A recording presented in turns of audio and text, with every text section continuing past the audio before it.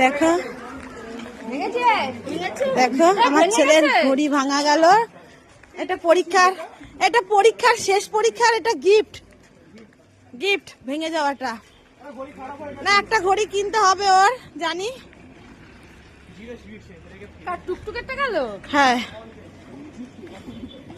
তাহলে মাঠে গিয়ে একটু গড়াগড়ি খা সব।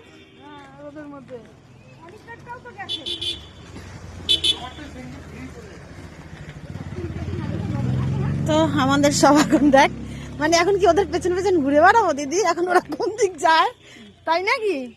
দেখো দেবাশিসের মাও চলে আসছে ওদের পেছন পেছন। এই রাস্তাটা দিয়ে গেলে কিন্তু বাড়িতে শর্টে যাওয়া যায়, কিন্তু না, এখন ছেলেদের পিছন পিছন আমাদের ঘুরতে হবে। দেখো মৌ তো ওদিক দিয়ে চলে গেলেও যেতে পারতো, কিন্তু না, বলে আজকে পরীক্ষা শেষ, তো চল একটু ঘুরে যাই এদিক দিয়ে, দেখা যাক কোন গলিতে ঢোকে। ওইদিকে যায় না এদিকে যায়। ছেড়ে দে।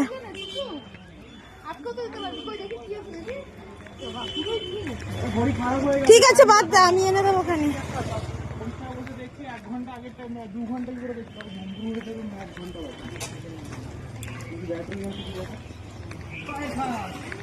দেখা যাক কোন দিকে যায়।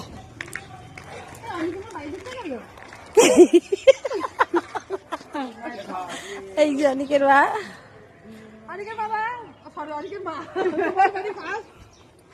চলো আমাদের বাড়ি না, এটা পরে হবে একদিন।